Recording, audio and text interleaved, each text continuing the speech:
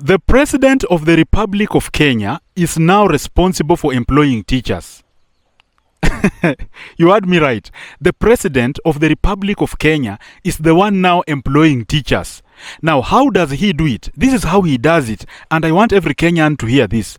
The President calls TSC. TSC is a body mandated to license, to recruit, and then to deploy teachers. The body mandated to even discipline teachers, to transfer teachers. So it is the body that oversees the professional standards of teachers, and it is supposed to be independent. Kindly mark the word independent. Now, what happens when a body is independent? When a body is independent, it is supposed to do its own duties.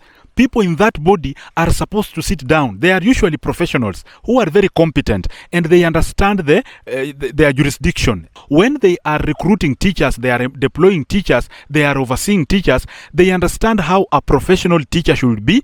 They understand how a professional teacher should handle themselves and how they should carry themselves either in front of the public or in front of the learners. So TSC is supposed to be independent. But what happens? The President of the Republic of Kenya, who has more power, you know, the executive has more power. I usually tell people that there's nothing like three arms of government, that the executive, the judiciary, or the parliament. No, the executive has a lot of power. And so the president has a lot of power. So this president, who has a lot of power, calls TSC and tells TSC that I want all the letters I want letters of employment. Now, the TSC itself, which is an independent body, does not identify teachers to employ first. It is supposed to do that because it is a competent body mandated to do that. But now it doesn't do that. What it does is that it gives the president the letters. I think they are just free letters. I've never seen that letter, but they are just free letters that can be distributed to anybody. So the president takes these letters. Now, what does the president do?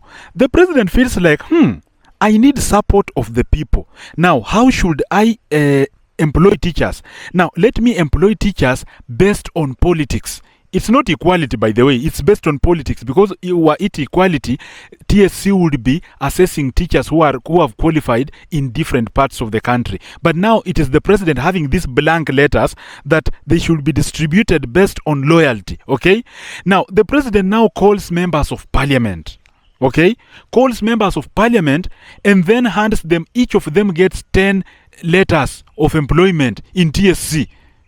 I want you to follow this thing so that you understand why we could be having very incompetent teachers, right? Now, each member of parliament is supposed to visit their constituencies, either in a public forum or in a funeral. Now, a member of parliament is supposed to go to a funeral and then start announcing people that should be employed as per the president's wishes. Now, this is what happens. Kindly get me clearly. This is what happens. The member of parliament now has powers according to how the president has given them these letters. The president just distributes to the MPs that he prefers. I don't think that an opposition member of parliament who sharply disagrees with the president can just walk in State House and then take those TSC letters. It's impossible, right? So what happens is a member of parliament who agrees with the president walks there and then takes these letters. Then when they go, they announce them in funerals and public forums to hand them over to people who support the president. Now, this is the criteria that I assume members of parliament follow. Members of parliament usually go and sit down in their CDF offices. Now, this is what I am thinking about. They go and sit down in their CDF offices and then they start asking themselves, who supports me more? Who supports me more and who will support the president? Now, when they identify somebody who will support them and will support the president, even if that person is incompetent, that person will be given a job, will be posted. And you, maybe who disagrees with the MP or disagrees with the president, you will not get a letter. That is why we have people who graduated 10 years ago and they are complaining that they are not employed. But we have people who graduated last year. They will be getting employment this year. Why? Because they know how to talk well and they agree with the MP and maybe they will support the president. You see, so TSC is now rewarding loyalty to the president. It's not employing teachers based on competence. I want you to get this clearly, because there's no way you will tell me that TSC is employing teachers based on competence when it is giving the president letters, and these letters don't have names that TSC itself has assessed. These letters, they are just blank, that it is now the president or the MP who is not competent in matters of education who will go to employ people. Now, this is where matters got interesting, and this is how we got to know. Because if this thing was done backdoor, we would not have known. How did we know this thing? We knew this thing because there were disagreements and a lot of underhand deals that happened in this thing. And this is a problem in Kenya, in many other sectors. But right now, I'm not talking about those sectors. We are focusing on education. Now, what do these members of parliament do? Now, a lot of members of parliament actually are not very wealthy. That's what you need to know. A lot of members of parliament are not very rich. Even though they get a lot of money, they also spend a lot of money giving handouts, running campaigns, giving in funerals, and just paying sycophants. You know, these members of parliament look like they have money, but in reality, if they just get out of politics for just 2-3 years, they will run broke. So they have to sit there and then siphon that money. Now, what do? Because they also need money, they come to their constituencies and then they start selling.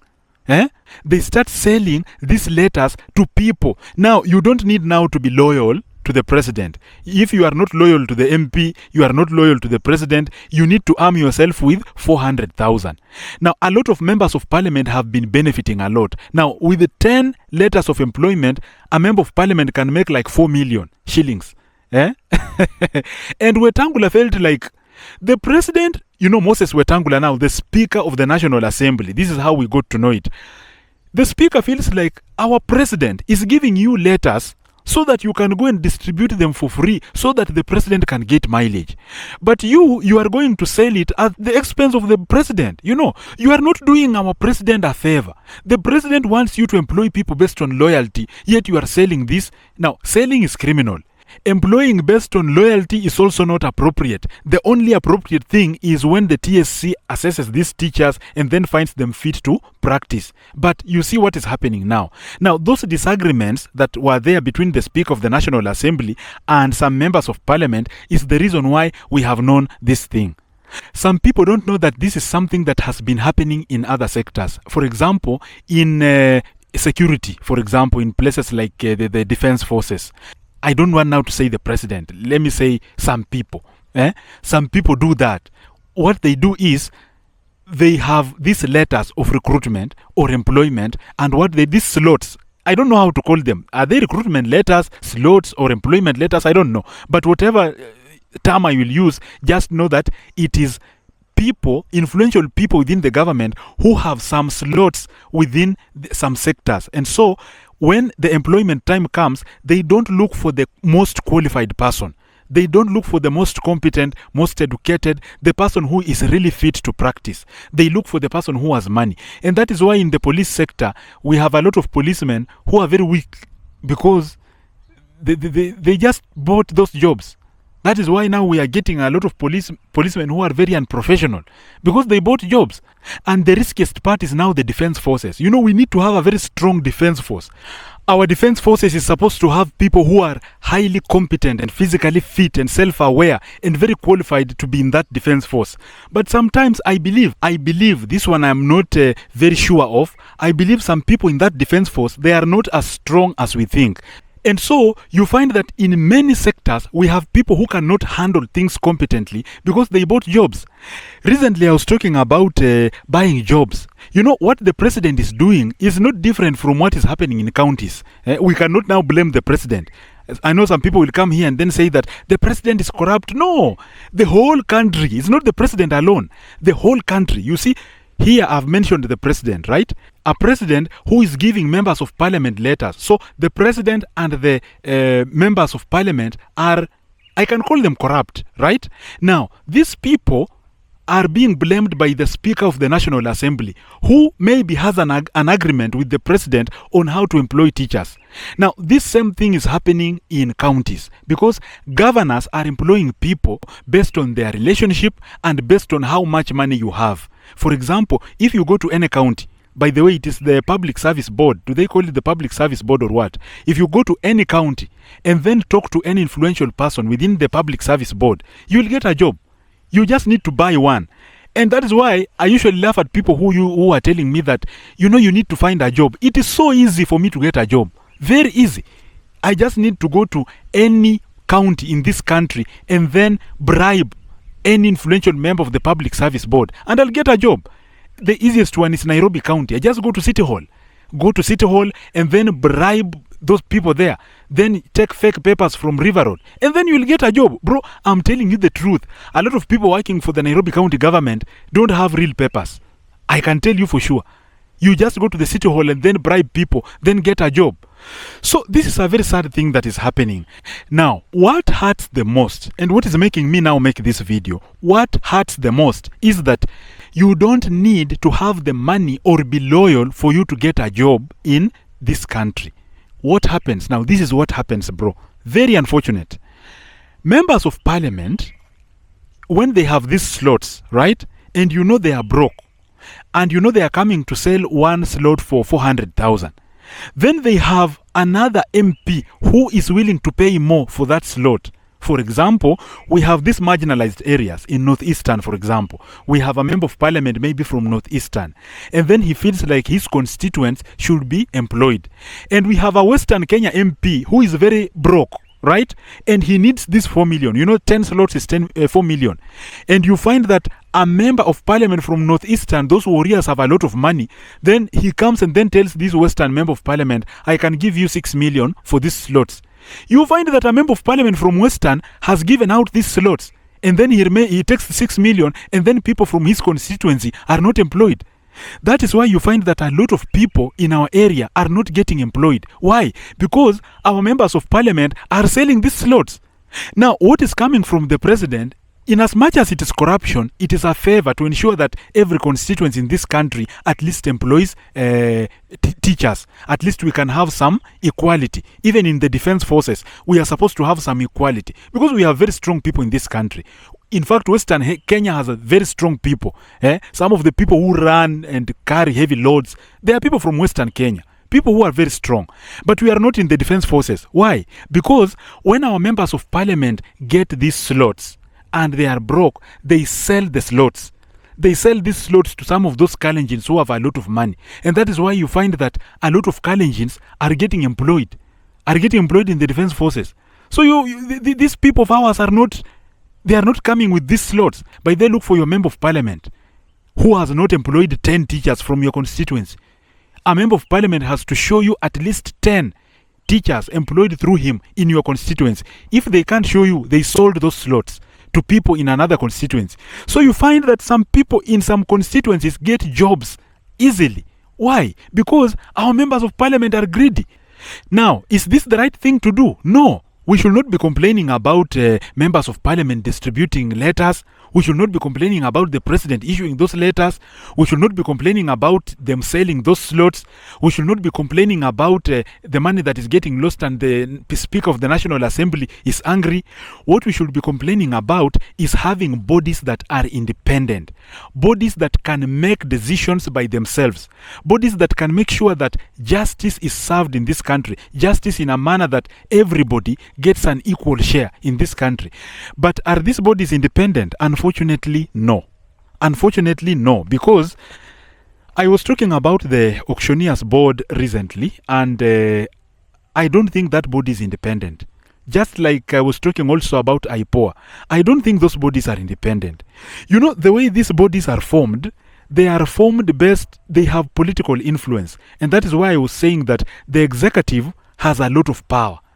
In as much as we have the judiciary and the parliament, the executive has a lot of power. So the executive determines who is in these boards. The executive determines who is in these bodies. For example, the president can appoint, or the PS or the cabinet secretary can appoint his cronies or sycophants or people who supported them financially to rise to power. When they are in power now, they start looking at their supporters and their financiers, and then they start rewarding them these slots. That is why when the president, that's what they call connections, by the way. When they say you need to have connections, there's nothing much they talk about. You need to have connections simply means know someone in power and then bribe your way through. It's about nepotism and bribing. It's not about competence. So you really don't need to be qualified and competent in this country. You just need to know someone in power. Because when they reach in power, they start appointing people in those positions of power also. Like maybe in the auctioneers board, you find that people who are there, they were appointed by someone they supported. You find that in the Kera or Kura or in other bodies like IPOA, people who are there, they supported people who are currently in power. Now, if you are not in power, even ESCC, by the way, even people who are in ESCC right now, they are there because they supported someone who is in power right now. So you see, in Kenya, you don't really need to be competent. And this is very sad. This is very sad because a lot of competent people have no work. And that is why I was talking about a lot of brain drain in this country. We cannot say that countries like the UK, the US, Australia, they are taking bright minds from Kenya. And then we have very incompetent people in public service. No. They are taking bright minds because these bright minds, they are not getting jobs the way they should get jobs. They are not getting jobs based on merit. So meritocracy is not observed when employing people. So you find a lot of Kenyans in places like Australia doing marvelous things. A lot of Kenyan architects in Dubai designing good buildings. But we don't have those Kenyans in the country. Those who are there are freelancers. Like in Kenya, if you want to make a lot of money right now, you become a freelancer. Apart from public service, this public service is now being influenced by political figures.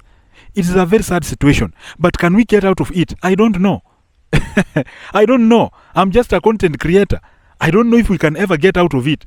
But the solution to this is that if you are competent out there and you know you can make money by yourself, start making money by yourself. Or if you cannot support anybody to rise to power, just know that you cannot get those slots. Start working on yourself. Or if you cannot get money, like right now I have money to buy a job, but is it worth it? Is it worth it? I can do now 3 jobs right now. But if I go to public service, I may find only doing 1 job. And that one is not good for me because I love having multiple sources of income. Based on my experience, I had one source of income and it messed me up completely. Financially, I went down, not because I was irresponsible, not because I made bad decisions in terms of lifestyle. No, it's because I made bad business decisions and I had one source of income. So I like having multiple sources of income and the freedom to work on them. Not to have a job, then you find that I'm tired, I reach at home in the evening, I can't do anything else. No. But in public service, we will continue having those problems. We will continue going to these public offices. Then you find people there who are very rude. Why? Because they know their person in power put them there. Very unfortunate. I don't know. Maybe my viewers can now tell me how we can overcome this, because for me, I'm just informing the public. I don't know how we can get out of this. What is the solution? What do you think should be the solution? Because I don't know. Thank you for listening to me. This is Gidia Kali, and we shall meet again in another video. Peace.